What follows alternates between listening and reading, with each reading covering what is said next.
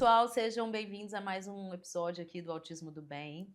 Hoje nós temos uma conversa aqui bem bacana, porque a gente vai falar de temas variados, mas que passam pelo transtorno do espectro autista. Eu tô com a Fabrícia Barussi, que é terapeuta ocupacional, e ela é uma mulher autista que fez o diagnóstico tardio, assim como eu.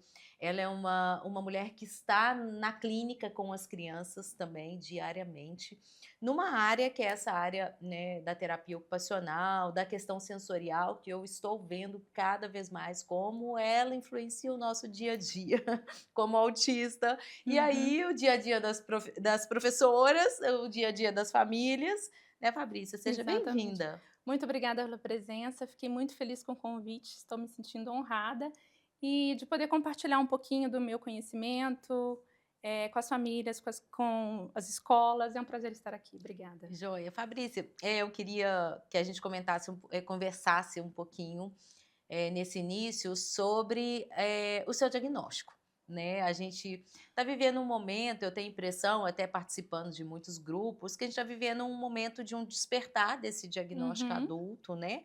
Porque é algo muito natural, gente. Eu vejo muito isso acontecendo. Os pais estão preenchendo. Eu tenho vários depoimentos de pais assim. Marissa, eu descobri quando eu estava preenchendo a avaliação neuropsicológica do meu filho. Eu fui acontece. gabaritando tudo. Uhum, Ou o acontece. contrário, a mãe falava assim: é o meu marido, essa pessoa. E aí, Uhum, aquelas pessoas que não têm preconceito, que aceitam investigar, acabam indo para uma investigação, sim. fazem o diagnóstico e laudam, assim como eu. Isso é muito importante. A gente vai falar daqui a pouquinho, que é uma pergunta que eu vou te fazer, sobre a importância da gente fazer mesmo que tardio o diagnóstico. Uhum. Conta para mim como é que foi a sua descoberta do autismo. Então, para mim foi assim, né, desde pequenininha, claro, eu me sentia uma menina meio diferente. Eu me sentia muito rígida, muito inflexível, eu percebia que se alguma coisa fugisse daquilo que eu planejei ou do que foi falado para mim, a casa caía. Eu chorava, eu fazia pirraça de horas, chorava de horas. A minha mãe até conta que eu chorava de fazer poça de xixi no lugar de tanto que eu chorava. Então nada podia fugir daquilo, né. E teve outras questões como a descalculia e enfim. Quando eu cresci, que eu fui fazer TO, já apaixonada pela pediatria, meu sonho era atuar com as crianças. Formei, tal, comecei a trabalhar com crianças com atraso do desenvolvimento infantil, mais focadas para paralisia cerebral, Sim. síndrome diversas. E aí, trabalhando no hospital, e eu decidi que eu queria começar a atender em consultório, subloquei um espaço. Aí que eu fui conhecer o universo realmente do autismo, né, o autismo chegou até mim. Muitas crianças chegavam com o diagnóstico, quando eu não chegava com o diagnóstico, estava em investigação. Me senti na necessidade de estudar. E a gente, como autista que é, meti a cara a Foi aí. estudar e mergulhei, só estudava isso, só estudava isso. E tinha umas meninas, eu atendia muitas meninas com autismo, Uhum. que eu olhava para elas, é como se eu visse o reflexo delas no meu passado, lá na minha infância. Eu falava: "Gente, mas eu fazia isso. Gente, mas eu era assim". E às vezes os pais traziam algumas coisas para mim que eram coisas que minha mãe falava, né. Quanto mais eu estudava, mais eu via: "Gente, sou eu sou assim". E eu sempre fiz acompanhamento com terapeuta, com psicóloga, por ser muito ansiosa. Aham. Considera-se ansiosa, né. E ela falava eu sempre falava, assim que eu comecei a estudar, falei: "Eu sou autista". Ela falava: "Não, eu acho que é, né, não é assim, você tem realmente aí uma questão generalizada da ansiedade". Eu falava: "Eu sou autista", passando, passando, passando, quanto mais eu estudava. Aí veio uma colega TO também falou para mim: "Fabrícia, você é autista". E eu falei: "Eu falava que eu era autista", e até que eu Uhum. fui realmente atrás de um psiquiatra, não procurei da cidade, porque eu queria, assim, um olhar totalmente desvinculado de qualquer coisa, de Juiz de Fora. E eu procurei um psiquiatra especialista em autismo lá em Recife, e ele fez o diagnóstico e confirmou que eu realmente era autista, né. E E aí, como foi para você laudar? para mim, como eu me senti, Aham. libertador, foi Uhum. muito libertador. Eu lembro, e até hoje, tá. Eu gosto, se me perguntar qual que é o seu personagem preferido, o que você quer ser? Eu falo, eu sempre quero ser a Malévola.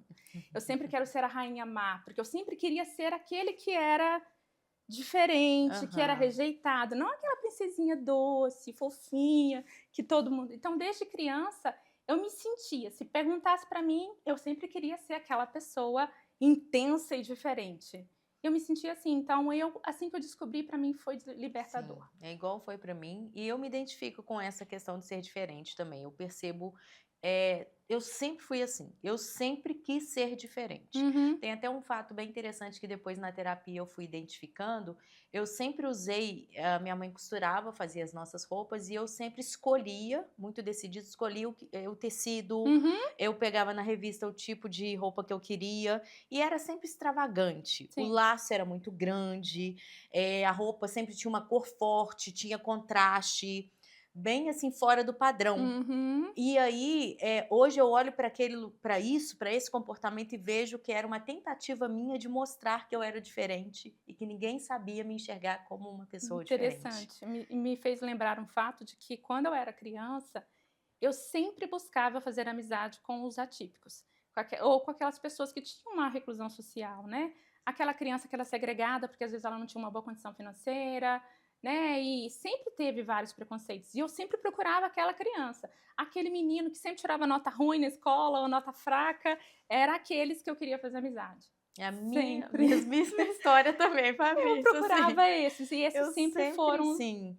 É como toda autista, mesmo sendo mulher e tendo uma carga social um pouquinho maior, eu nunca fiz muitas amizades, Uhum, sempre tive dificuldade, principalmente quando se formavam aqueles grupos grandes, né? E aí eu ter que prevalecer naquele grupo, interagindo com perfis diferentes, sim. com detalhes diferentes, entender aquelas nuances. Ó, eu escapava desse grupo e ficava ali geralmente com quem era excluído da turma. Porque era mais fácil pra gente, né, porque com Sim, as outras meninas ou os outros meninos, eu tinha que, se eu quisesse estar ali, eu tinha que ir pra limitação, né. Aí, a menina tem um mês que, né, a gente maqueia muito, a gente sim, camufla sim, bastante. sim. Mas é assim, eu amo meu irmão, a gente sempre se deu bem, na adolescência a gente saía pra balada Uhum. junto.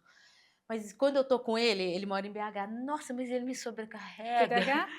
Hã? Ele é TDAH? Ele é TDAH, nossa.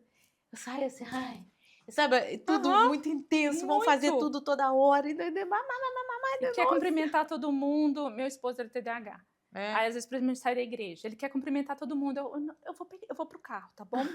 Eu quero ir pro carro. E ele quer falar com todo mundo. Isso pra mim cansa. Meu filho também é assim, quer falar com todo mundo. Então vou voltar, já falando do diagnóstico, Uhum. e aí a gente falou, né, essa questão da libertação e tal. Eu senti a mesma coisa, eu comemoro como um novo dia Pra de mim também. nascimento, o Uhum. dia do meu diagnóstico. É muito, muito significativo. E para você mudou alguma coisa? O que mudou depois que você fez o diagnóstico? Assim, de forma prática, se você buscou terapia direcionada ou não, e mais o Busquei. que mudou? Eu fazia terapia com TCC, né? Aham.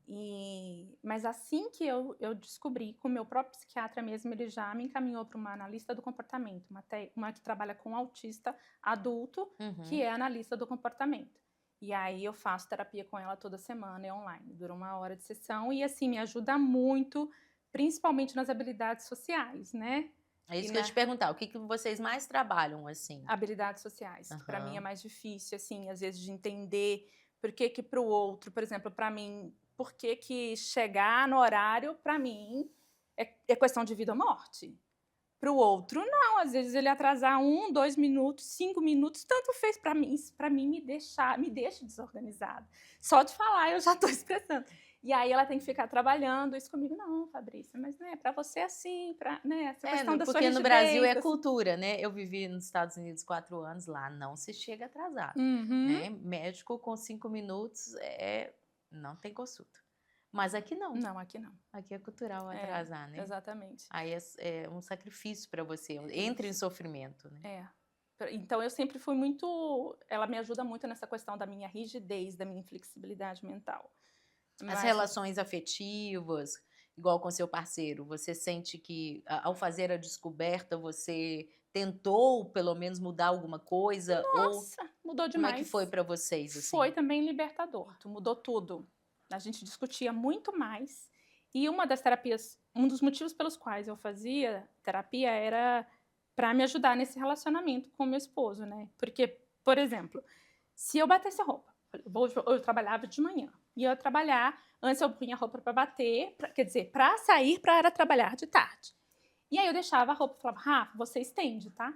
E eu chegasse aquela roupa não tivesse sido estendida, eu me desorganizava totalmente e não entrava na minha cabeça, gente, é uma coisa tão fácil, é uma coisa tão óbvia, por que que a pessoa não vai lá e estende? Aquilo era motivo da gente discutir.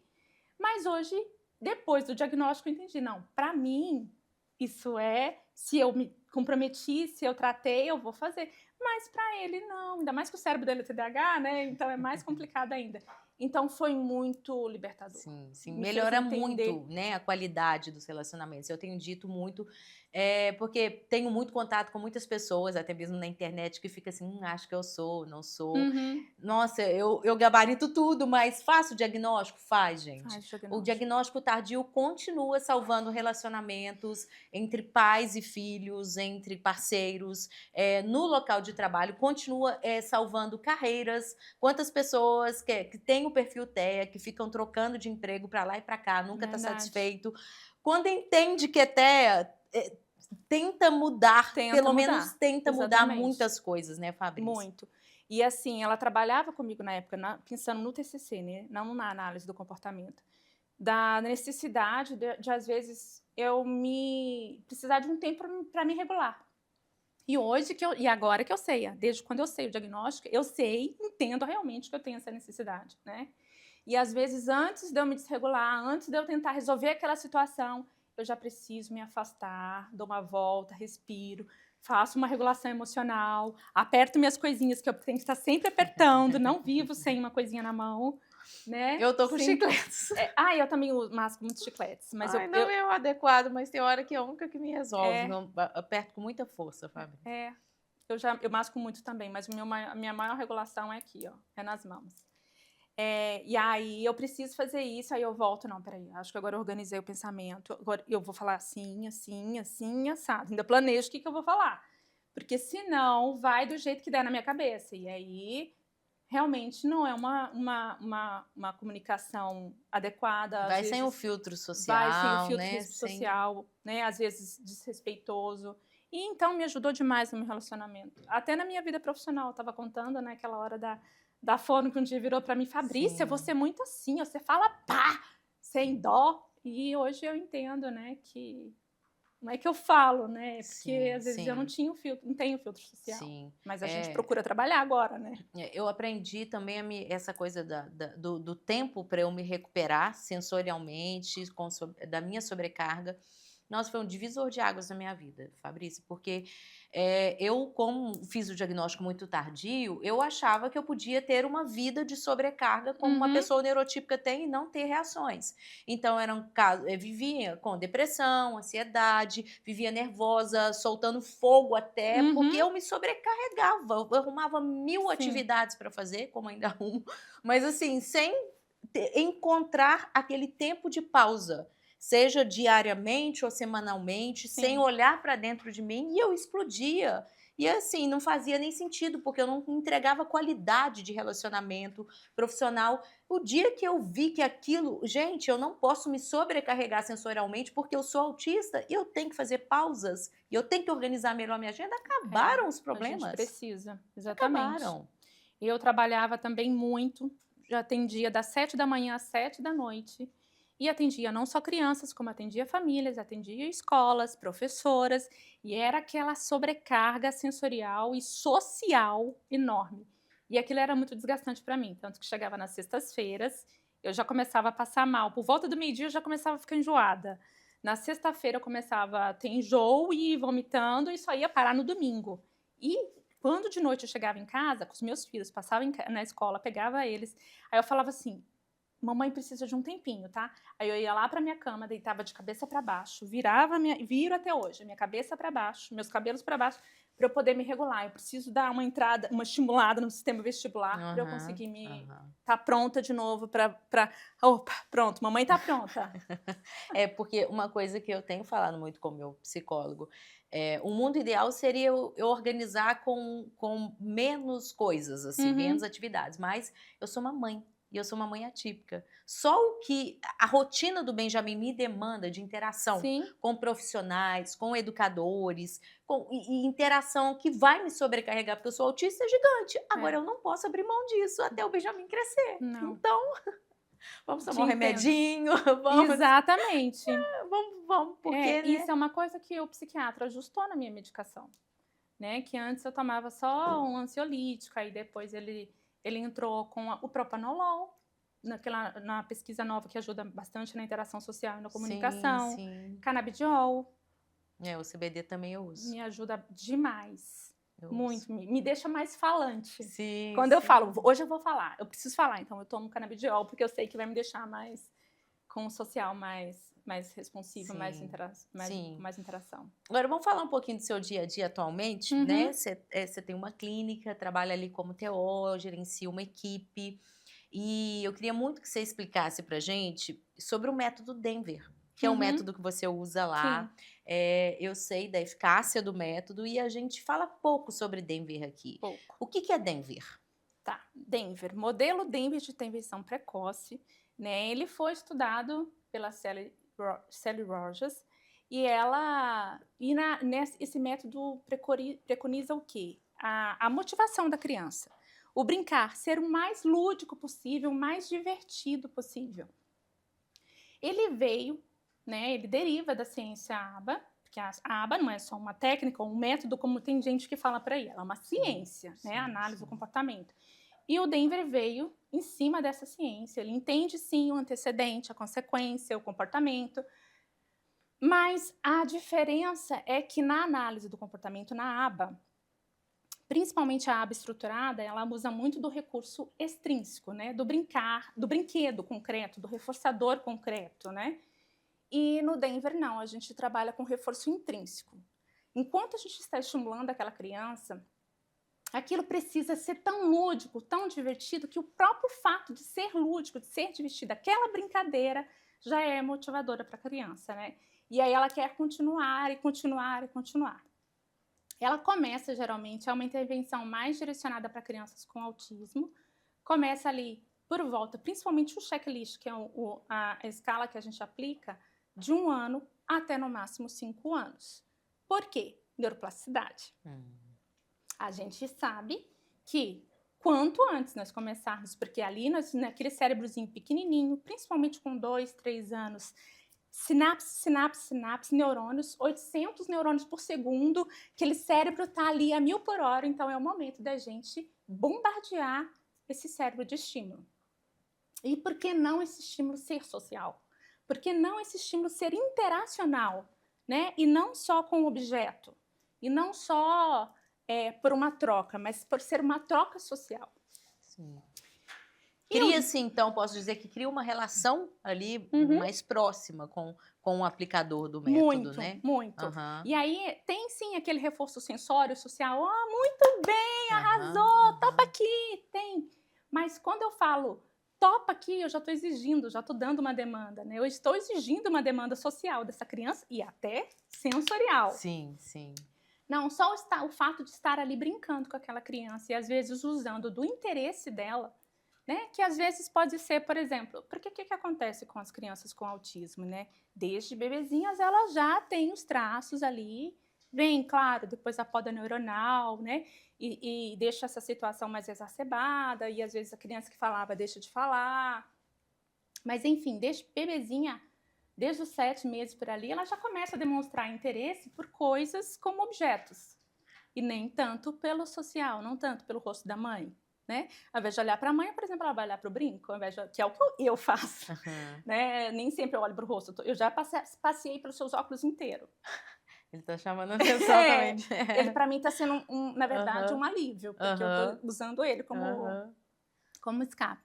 E aí, o que acontece com as nossas crianças é isso. E aí, vamos supor que o hiperfoco dela seja objetos que giram, que gira, que gira, que gira. E no Denver, por quê? A gente vai chegar, já vai tirar aquele objeto que gira dela e já vamos oferecer nossa proposta? Não, de jeito nenhum. Por que não utilizar o brinquedo que gira aquele interesse dela para a gente conseguir ali uma imitação, por exemplo, um sorriso? Por quê? Se a gente tem sorriso, se tá divertido, tá ótimo, tá tudo bem. Porque ali nós estamos o quê? Com neurotransmissores do prazer.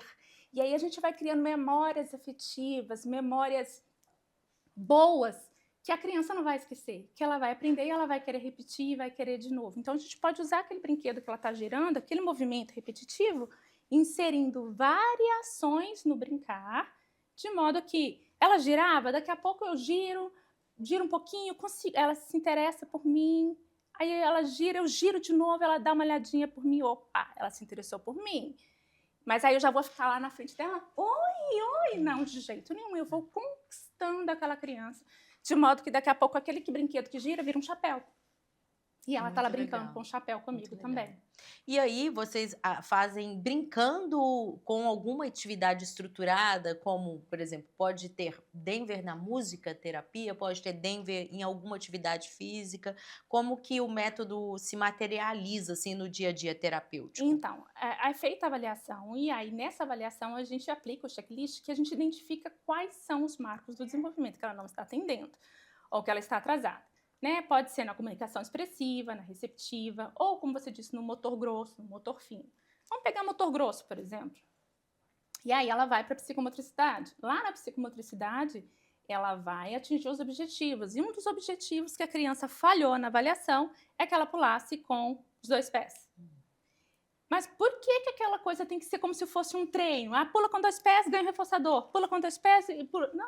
Não pode virar uma brincadeira? Não pode ser uma brincadeira de toca no coelho? Por que não? Não pode ser uma brincadeira de pula dentro, pula fora, pula em cima, pula embaixo. E a gente vai fazendo aquilo muito lúdico. E aí, sim, toda a equipe, né? É uma proposta do livro, inclusive, está lá no livro da Sally Rogers, do Denver, que fala que o Denver tem que ser aplicado por uma equipe multidisciplinar, né? E eu preconizo isso lá na clínica, porque eu não trabalho com quem não é formado. Tem que ser, vamos trabalhar comunicação expressiva e receptiva. Claro, todo mundo ali está estimulando a criança a apontar, está todo mundo estimulando o contato ocular, mas aquele foco da linguagem, da fala, é da fono. Né? A parte motora eu deixo para os fisioterapeutas pegarem mais firme, a psicomotricista, e tudo lúdico, tudo divertido. Então, é isso que eu ia te falar, que eu achei interessante também, porque nós, como autistas, somos mais pragmáticos, temos muitas dificuldades com tudo que é lúdico. Eu, por exemplo, me recusei na infância a brincar de boneca, brincar de casinha, personagens da Disney, personagens maravilhosas. Nunca isso fez parte do meu universo. Sim. E até hoje é difícil. Eu trabalho além do Instituto, tenho a produtora audiovisual. Para mim é menos difícil fazer um roteiro de um documentário do que de uma ficção. Isso me acompanha até hoje. Entendi. E aí eu achei muito interessante você falar dessa questão da ludicidade, porque ao mesmo tempo vocês estão estimulando isso que também a gente identifica como um déficit no autismo. A criatividade, a imaginação, o tempo todo estimulando ali, né? E assim, uma diferença que é importante a gente ressaltar, além do objeto, né, além do reforçador extrínseco, que é um objeto, para o intrínseco, que é a motivação da criança, a gente tem a hierarquia de ajuda, nível de hierarquia de ajuda. Na aba, começa-se da ajuda física total, que é pegar a mão da criança e encaixar junto com ela. Da ajuda física total para a independência. No Denver, não. Do Denver é da independência para a ajuda física total. Como? Ela está lá brincando. Eu apresento uma variação do brincar. Vamos pegar uma imitação, por exemplo. E a imitação, o que seria o independente, né, que a gente considera? É se eu começar a dançar mão na cabeça, mão na cintura, e automaticamente a criança vai espelhar, neurônio espelho, e vai também dançar comigo. Sem eu falar, dança comigo, põe a mão na cabeça. Não, isso é o independente. Né? E no Denver, ela não fez. Então vamos para a dica. Mão na cabeça, coloca mão na cabeça e repete, para ela entender. Depois sim eu vou para ajuda física leve, que é tocar na mão da criança, só direcionar. Depois o último eu vou para ajuda física total, porque a gente vai muito respeitoso, sem ser muito invasivo, sem já pôr a mão na criança e fazer ela encaixar sem ela nem ver por que ela está encaixando, ou imitar sem entender por quê, mas a gente vai devagarzinho. Depois a gente volta de novo para chegar na independência outra vez. Sim, sim, muito legal.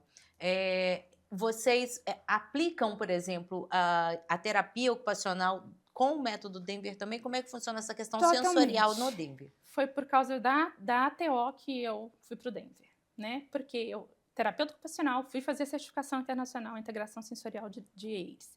E na integração sensorial de EIRS, preconiza o quê? Que a gente segue a liderança da criança, a demanda sensorial dela. Então, ela chega numa sala, ela é buscadora vestibular, então ela vai fazer o quê? Ela vai procurar tudo que é brinquedo, que gira, que balança e tal. E aí, imagina... Eu e o Ben. Então... Aí imagina, aí vou estudar o ABA. Cara, como é que eu vou fazer? O integração sensorial e ABA ao mesmo tempo, não tem jeito. Ou é estruturado ou é integração sensorial, porque eu tenho que seguir a necessidade sensorial dessa criança para nutrir o cérebro dela. Aí eu fui tentar descobrir algo que eu pudesse trabalhar a questão comportamental, mais o sensorial. E aí eu descobri o Denver, que a gente segue a liderança da criança. Falei, pronto, me encontrei. Integração sensorial e Denver junto. Muito legal, muito mesmo.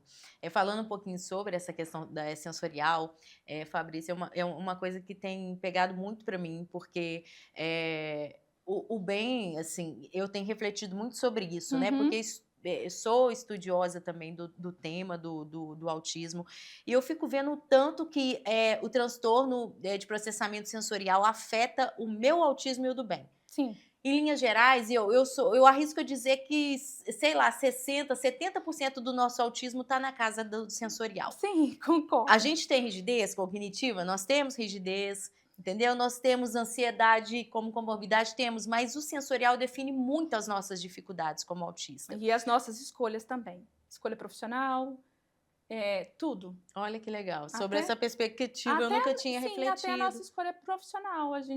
Nosso contexto social, a nossa escolha profissional, tudo está relacionado com integração sensorial. Sim, né? Aquelas pessoas, por exemplo, que são muito de artesanato, que gosta de ficar pondo a mão nas coisinhas e fica lá amassando, fazendo biscuit, essas coisas, são gente que é buscadora tátil.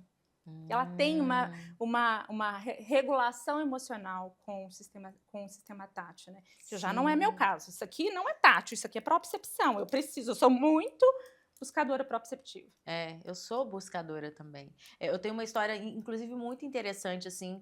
Eu não fazia ideia que eu era uma pessoa autista, e eu estava participando de uma maratona da Volta da Pampulha, eu estava começando a correr, a emissora de TV que eu trabalhava me fez uma proposta, eles eram patrocinadores, nós vamos te acompanhar como repórter, vamos, aquela coisa, vou te preparar para correr a maratona e tal. No que a gente estava se preparando, uma equipe de assessoria esportiva começou a fazer testes motores muito detalhados comigo e tal, e eles começaram a ver que eu usava só um lado, que eu não usava o outro, e um desequilíbrio absurdo, que os fisioterapeutas não sabiam nada sobre autismo, mas eles falavam assim, cara, mas como pode? Essa menina, ela é funcional e tal, ela não tem nenhuma deficiência, mas, nossa, aí eles ficavam me perguntando coisas, eu falei, gente, eu não sei, eu sei que constou lá no relatório todas essas minhas dificuldades, que hoje... sistema vestibular e propriocepção. Toda a questão sensorial do autismo define e descreve isso. Sim. Totalmente. Nós somos muito sensoriais. O ser humano, de um modo geral, né? Mas o que impacta muito na socialização do autismo, muito é o sensorial. Na exploração do brincar, na carreira profissional, como eu disse, é o sensorial. O sensorial define tudo isso, né, gente? Sim, sim. E eu vejo muito, por exemplo, o Ben é o buscador. Eu também sou. Buscador vestibular e proprioceptivo. Os dois. E aí, ele desde criança era isso. Tanto que ele chegou no Brasil com 1 aninho, e aí eu fui conhecer minhas amigas e tal, elas definiram ele como o Ben é o escalador. Porque ele tinha 1 aninho e ele literalmente escalava. Ele tava aqui, eu vi um sofá, ele ficava, sobe e desce, vai, e sobe tudo. E ele sobe e desce, ele não parava 1 segundo. E na época, até os terapeutas ficavam com dificuldades, assim, de descrever o que era isso. E eu, com a minha pesquisa ali, na época eu nem sabia que eu era autista, eu comecei a a me deparar com esse universo da propriocepção, do sistema vestibular. Pegando esse exemplo do bem, que é uma oportunidade de você, Uhum. como especialista, explica o que que é isso. Por que que essa criança está sempre buscando esse movimento? Por que que a gente diz que ele é um buscador? Então, o que que acontece? O nosso sistema nervoso central, vamos pensar primeiro na fisiologia do ser humano, né? Por exemplo, você vai beber água agora. Por que que você vai beber água? Porque você deu sede, não é? Isso. O cérebro é a mesma coisa. Por que que essa criança movimenta o tempo todo? Essa pessoa movimenta, igual você se movimenta muito. Muito. Eu também me movimento bastante, porque a gente busca esse movimento o tempo todo. Porque o nosso sistema nervoso central precisa dessa nutrição, saciar essa sede, e aí a gente precisa movimentar, precisa buscar. Para quê? Para que aconteça a regulação emocional. O que uma pessoa típica ou que não apresenta disfunção de processamento sensorial ficaria aqui bem plena, concentrada, conversando com você, e nem assim com esse tom eufórico que a gente tem, mas assim bem plena, quietinha, paradinha, sem precisar de nenhuma regulação, para que a gente chama de resposta adaptativa, para estar no ambiente, para responder à interação social. Para o TEA ou para a pessoa com disfunção sensorial, ela precisa se regular. E aí ela usa o quê? Do que o cérebro está necessitando, está com fome, está com sede. Então, o que eu vou fazer? Vou me movimentar para eu nutrir essa necessidade e eu conseguir uma interação social com você, ou conseguir estar no ambiente, ou conseguir ficar permanecer numa sala de aula, por exemplo. Sim, aí você tocou num tema interessante. O ambiente da sala de aula. A gente vê muito claro ali aquela criança. E hoje também, às vezes, por um pouco de desconhecimento, até porque o pedagogo ele não conhece de Não. terapia ocupacional, por isso que eu defendo que tem que ter a presença de especialistas como vocês dentro das escolas. E aí eles também querem colocar esse padrão de comportamento na casa da hiperatividade. Uhum. Igual várias vezes no início, não, bem, será que ele não tem TDAH? TDAH? Eu falei, gente, eu acho que não tem. Ele é. Aí depois que eu fui estudar por conta da Sim, pós-graduação, um pouco de TO, eu fui ver que, não, isso aí, o bem é o é buscador. buscador. Porque ele tem aquela necessidade de se movimentar dentro da Uhum. sala de aula o tempo todo. Então, não sei se depois que você Aí a gente fez as adaptações para Aham. ele. Então, lá nos Estados Unidos é um sonho de consumo, que bom que seria que isso aqui no Brasil fosse assim, né? Mas lá nos Estados Unidos não existe só as salas sensoriais. A sala de aula é preparada para isso, né? Para que essa criança, se precisar sentar numa bola terapêutica, numa bola Bobat, ter ali um teraband no pezinho para ela ficar mexendo, ter ali aquele feedgets ou aquele estímulo visual que ela precisa. Então, lá, essa realidade é muito possível, né? Nas escolas, tanto que uma criança, quando chega para terapia Denver, ela não chega iguais às que chegam aqui no Brasil, né? As que chegam aqui, coitadinhas, já chegam com 3 anos de idade, 2, enquanto lá, elas já chegam com 1 ano e meio. E já faz estimulação e intervenção precoce na sala de aula, com aquele monte de criancinha que está tendo ali um monte de estímulo sensorial. Então, eles estudam e eles entendem essa necessidade. O que não é a nossa realidade aqui no Brasil, né? Sim, sim. A gente vive num momento no Brasil em que os próprios educadores ficam buscando essas respostas. Quando eu paro para conversar com os educadores, agora eu estou fazendo um mestrado que a minha pesquisa é sobre educação, inclusive, então eu aplico questionários, Uhum. eu converso muito com eles, e eles veem esse comportamento, mas eles não sabem como manejar Uhum. isso. Ou eles colocam, porque acaba que o TDAH é algo que se popularizou mais, porque Sim. também é mais fácil de definir do que um espectro autista. E aí, às vezes, quer colocar como hiperatividade, mas aquela criança não é hiperativa. E é uma disfunção sensorial, né? E Sim, não uma sim. hiperatividade. Seria muito bom se tivesse realmente já na formação dos pedagogos, psicopedagogos, entender um pouco mais sobre o processamento sensorial, que é tanto no TEA como no TDAH, até uma criança típica pode ter só o transtorno de O transtorno de processamento processamento sensorial, sensorial, né? né? Ele nos define muito. Então é Sim, importante que sim, fosse, sim. né, trabalhado isso. Uma coisa da terapia ocupacional também, da questão sensorial, Fabrício, que eu tenho estudado e também achei muito interessante, é a questão da dispraxia. Uhum. Eu queria que você explicasse um pouquinho, porque eu vejo muitas pessoas assim, com diagnóstico ou com comportamento que talvez seja em virtude disso e a pessoa não tem diagnóstico. Sim. E aí, quando eu vi que tinha uma explicação o que que era, eu falei, gente, olha só, isso aqui é dispraxia, tem a ver com a questão sensorial. Às vezes, a pessoa não imagina que aquele comportamento, por exemplo, gente, você me corrige se eu estiver errada. Claro. Você pede uma criança para ir buscar o copo lá na cozinha e ela volta a ser um copo 1000 vezes. E o pai Sim. repete, mas eu já falei 1000 vezes com esse menino, cadê o copo? Você não lembrou de pegar o copo? E em alguns casos é a questão da dispraxia. Sim. E o que que explica isso? Pensando nessa questão, nesse exemplo do copo, né, que você deu, pode ser sim uma dispraxia, pode ser também só uma questão de atenção auditiva ou processamento auditivo central, que ela entendeu, vai lá no quarto e pega, mas ela não processou o quê, né? Mas pensando no processamento sensorial especificamente, é o quê? Ela ouviu o seguinte comando, vai lá e pega o copo de água, né, por exemplo. Ela pega o copo. E aí ela tem o planejamento, a ideação, a execução. Isso é praxis motora.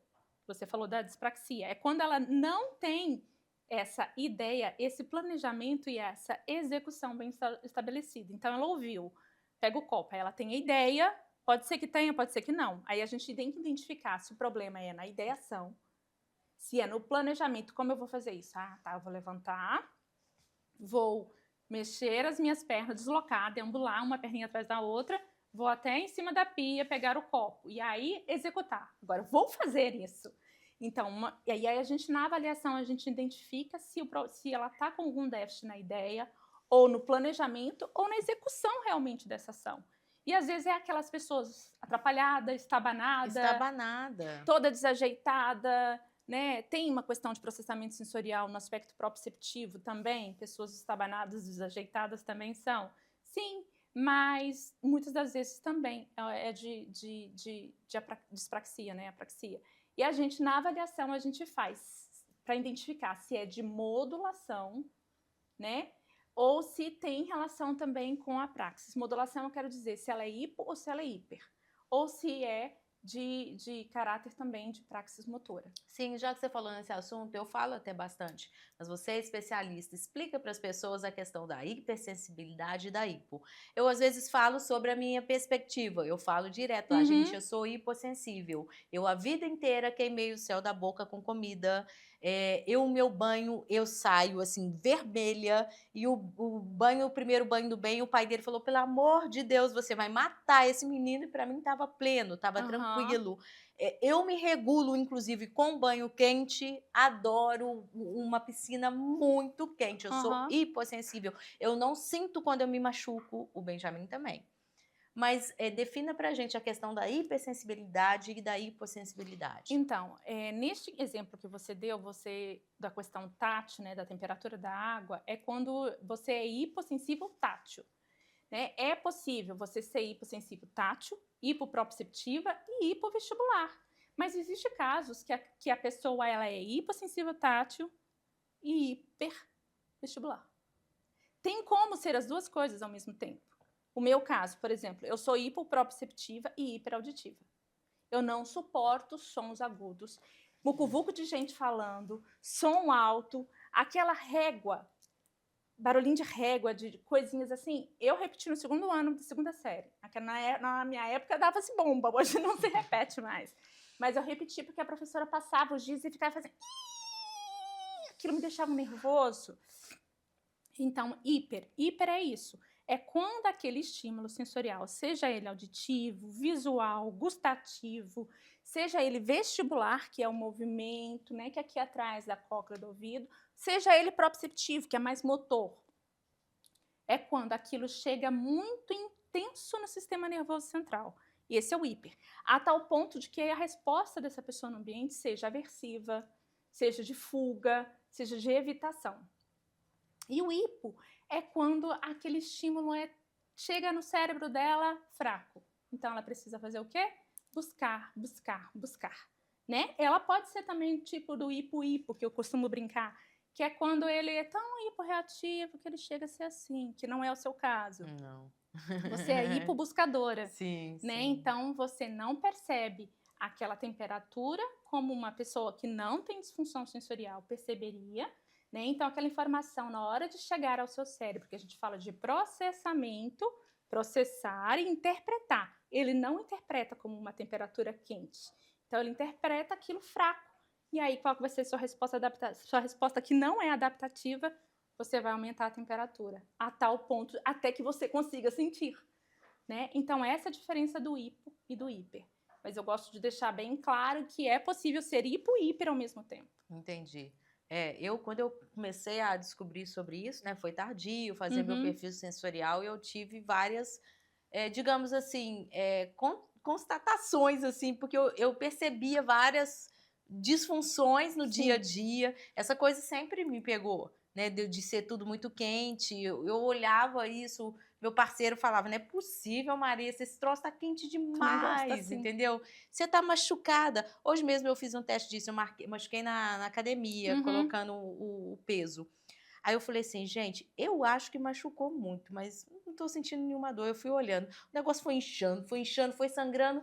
E eu, cara, como eu posso não estar sentindo uma dor absurda? Sistema tátil e proprioceptivo também. É louco, é louco. E o Benjamin também. Ele há pouco tempo caiu e bateu o rosto nas pedras. Isso aqui ficou pus puro. Benjamin, tá doendo? Se fosse qualquer outra criança, estava internada. Processamento sensorial. E assim, ele vai precisar fazer terapia de integração sensorial sempre, eu aconselho. Quem dera também aqui no Brasil a gente tivesse, né? Com poucas ACOs que trabalham com adulto aqui no Brasil. Mas lá nos Estados Unidos é uma realidade muito comum de que o adulto TEA também tenha terapia de integração sensorial. O jeito é a gente se adaptando, né? Academia, natação, hidroginástica. Sim. É o que eu fui percebendo, assim, hoje me autoconhecendo, olhando para ele. É claro, o perfil sensorial dele é um pouquinho diferente do meu, mas é bem parecido com o meu. Ele é buscador também. Nós somos muito como é que fala? Desajeitados. A gente vive se batendo, vivemos com as pernas roxas. Eu teve uma época da minha vida que eu fui trabalhar na capital e morei com a minha irmã. Meu apelido era Maressa a Destruidora, porque eu quebrava um copo todos os dias. Eu quebrava tudo, sai batendo. Também tem a ver com a questão sensorial, totalmente. É sistema proprioceptivo, geralmente, consciência e esquema corporal, né? Sim. Lá em casa, a maioria das minhas coisas são de plástico. Sempre foram. Quando eu casei, eu comprei. Minha mãe falava, vamos fazer de vidro. E eu ia lá e comprava tudo de plástico. Sempre tive. Porque eu sempre fui muito desajeitada. Eu quebrava tudo. Sempre. E queimo. Por questões do sistema proprioceptivo. Sim. Uma questão também que me marcou muito é essa questão da hipotonia, né? Eu comecei ali com 9, 10 anos a fazer educação física na escola e sempre passava mal nas aulas de educação física. Passava, era assim, 5, 10 minutos, eu insistia um pouquinho, eu ia pro banheiro, eu ficava muito tonta, eu vomitava, era isso. E minha mãe ia me buscar, e foi. E coincidentemente também eu morava no bairro que subia um morro muito alto e minha mãe forçava me puxando, vamos subir. Chegava lá em cima, eu tinha o mesmo sintoma. Ficava tonta, passava mal e tal. Nunca conseguiram explicar isso. A explicação foi mais tarde lá na frente que eu tinha hipoglicemia, por isso minha pressão, enfim, uma questão de pressão. Passei pelo diagnóstico de hipoglicemia também. Me afastaram da atividade de educação física e tal. E aí, assim, eu vivi sedentária. Quando eu resolvi mudar os hábitos, já adulta, o pai do Benjamin, ele era fisioterapeuta e eu comecei a passar o mesmo tipo de mal na academia. Eu subia na esteira, ainda com velocidade baixa caminhando, passava o mesmo mal, não conseguia fazer nada assim. Ele falou, Maressa, você tem fraqueza muscular também. Você vai precisar de insistir. Por exemplo, eu pegava um supino para fazer sem nenhum peso, só o aparelho do supino eu não subia. Entendi. O treinador olhava para mim e falava assim, não é possível. Aí a gente foi identificando, tinha essa questão motora do sistema e tinha a hipotonia. Foi só eu fazer um treinamento, porque aí como ele era fisioterapeuta, ele fez um treinamento bem escalonado, começando bem levinho e trabalhando para que eu ganhasse resistência muscular, porque hipotonia não é o tanto de peso que você aguenta ou não, é o tanto que você consegue ficar segurando, sustentar aquela força. Então ele foi fazendo um treino para que eu aprendesse a sustentar aquilo. virou a chave, Fabrícia, Vira. mudou a minha Sim. vida. E aí eu expliquei uma coisa lá atrás, por que que eu passava mal lá atrás, assim. Então, como que o autismo, a gente vai entendendo o que que é o autismo, e no É. caso nosso, o que que a Que somos gente é. adultas, né? O que nós passamos até aqui e como justifica, né? E assim, pensando um pouquinho nessa questão da hipotonia que você falou, do sistema proprioceptivo e vestibular, às vezes as mães trazem para mim assim, né, na avaliação, eu pergunto para elas qual que é a sua maior, eh, se eu te perguntasse agora, mamãe, o que que você mais sonha que seu filho faça? Uma das coisas que elas falam sempre é falar, né? Uhum, E uhum, aí há outras coisas, e depois elas falam assim, que ele seja independente, uhum. né? Que eles tomem banho sozinhos, escovem dente sozinho, porque eu fico preocupada com o futuro do meu filho amanhã.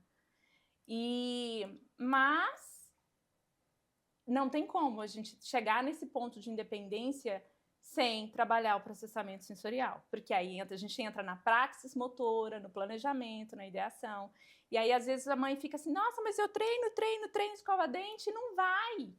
Não é só uma questão de cognição, de memória das etapas, tem também a questão sensorial ali, do planejamento, da ideação, eu preciso pegar essa escova, preciso segurar essa escova. Aí vem o sistema proprioceptivo, que eu tenho que manter a apreensão da escova. Aí vem o tônus, que está relacionado com propriocepção, que eu preciso realmente sustentar, e o tempo que eu vou sustentar, mais a coordenação motora. Sim. Então, se a gente fizer uma análise da atividade, tem todo um processamento sensorial ali, não só uma cognição. Sim, foi algo que o ano passado deu um pouquinho de trabalho para a gente, inclusive, para a equipe do bem. Porque, por exemplo, tinha algumas atividades de vida diária que ele não tinha alcançado ainda, Uhum. como é o próprio fazer a escovação perfeita, tomar banho sozinho, perfeito, Uhum. trocar sozinho, perfeito. E às vezes a gente ficava buscando respostas para a questão da cognição, e a gente foi entender que era uma questão sensorial, Sensorial. o manuseio dos talheres perfeitamente. E aí, quando a gente entendeu isso, a gente criou um trabalho estratégico com a terapia ocupacional. E aí ele Direcionado para avançou. isso. A gente realmente, no final do ano, conseguiu colher com Que que ele ótimo. aprendesse a usar os talheres certinho, Uhum. a escovação. Aí depois o nosso próximo desafio foi que eu queria ensinar ele a usar a ducha higiênica. E foi bastante difícil, porque quando ele pensava, a gente usou aquela coisa de colocar espuma na bola. Sim. Quando ele pensava que a espuma era cocô, ele quase infartava. Não deixava encostar e E tal. não tem olhos atrás, né? É, Aí entra a parte da estereognosia, que é tocar sem perceber o que está tocando sem ver, né? Também está relacionado com o sistema sensorial. Então, é, o trabalho da independência e autonomia está totalmente ligado com a sim, integração sim. sensorial. E eu gosto de falar muito isso porque as pessoas não imaginam que, às vezes, uma criança, mesmo como bem, que hoje é nível de suporte 1, que não tem deficiência intelectual, pelo contrário, às vezes apresenta em algumas áreas um pouquinho mais de Uhum. habilidade, e as pessoas falam assim, tá, mas não consegui escovar um dente, tá, mas não consegui amarrar um cadastro, tá? É porque as pessoas não entendem sobre essa perspectiva da complexidade do processamento Só enxerga no sensorial. olhar da cognição, né? Mas todo mundo sai, mas ele já tem cognição, está visível que ele já consegue entender que ele pode segurar o cadarço com uma mão, segurar com a outra, fazer o lacinho, amarrar, passar por baixo, puxa, fazer a orelhinha. Mas na hora de executar não é bem assim que Sim, funciona, sim, né? sim. Aí entra a praxis motora, processamento sensorial. Então, E o realmente... contrário também é verdadeiro, porque às vezes tem crianças que estão aí com 7, 8 anos apresentando todas essas dificuldades, estão sem o diagnóstico. Eu Exato. sei que o diagnóstico não se define por isso Uh-uh. só, né, Fabrícia? Fala até isso com muita responsabilidade, mas é muitas coisas que às vezes eu vou vendo assim no dia a dia, às vezes a pessoa, aquela criança tem várias dificuldades, várias coisas que estão a ver com o autismo, Sim. e a mãe ainda não Não, percebeu. não percebeu. E assim, parece que a gente atrai, né? Por onde a gente passa, a gente enxerga. Aquele ali tem um transtorno de processamento sensorial. Aquela criança ali tem traço para autismo. O seu olhar, então, como terapeuta A gente, ocupacional, deve ser incrível, muito, né? bastante. A gente tem hora que eu falo assim, eu não vou ficar perto de criança hoje porque eu não quero ficar fazendo diagnóstico, porque sem querer eu tô fazendo diagnóstico. Mas não adianta, eu vejo por onde eu passo, eu vejo ali um TPS, um transtorno de processamento sensorial ou um tracinho para autismo. Não Sim, tem sim, jeito. sim. Fabrício, foi um ótimo papo com Muito você. A obrigada, eu gente agradeço. trocou muita coisa aqui. Eu acho que a gente conseguiu ensinar muita gente. E o nosso objetivo é continuar produzindo conteúdo, a gente ir lá na Parabéns. clínica mostrar um pouquinho Nossa, também vai ser um de como prazer, que vai lá. funciona isso com as crianças, Vai ser um né? prazer receber vocês. Que é muito legal. E obrigada por compartilhar com a gente e parabéns também por ter feito o seu diagnóstico, né? E ter aceitado, né? Porque eu tenho conversado muito com os adultos que ainda estão também no processo de encaixar isso dentro das Passa pela caixinhas. negação, né? O luto. A gente passa, a gente passa. Tanto como mãe, como quando uma criança recebe o diagnóstico, como a gente também chega a passar pelo aquele luto. Nossa, mas né, por mais que é libertador, mas a gente tem aquela preocupaçãozinha do que a sociedade vai pensar, de como vão ver, mas se supera, depois a gente vê que vale muito a pena, muito a Sim, pena. sim, explica muita coisa, direciona a gente para aquilo que é importante, É né? verdade. Direciona a terapia, melhora os relacionamentos, e é isso. Muito obrigada. Eu que agradeço. Seja Foi um sempre prazer estar bem-vinda aqui. aqui no Instituto. Gente, Obrigada. é isso. Se vocês gostaram, não se esqueçam de curtir, compartilhar e seguir as nossas redes sociais. A gente está no YouTube, no Instagram, no TikTok, com @autismo do bem, com M de Maria no final. E até a próxima. Juntos a gente combate o preconceito, com a força da nossa união. Ser diferente é um direito e todo mundo merece um amigão.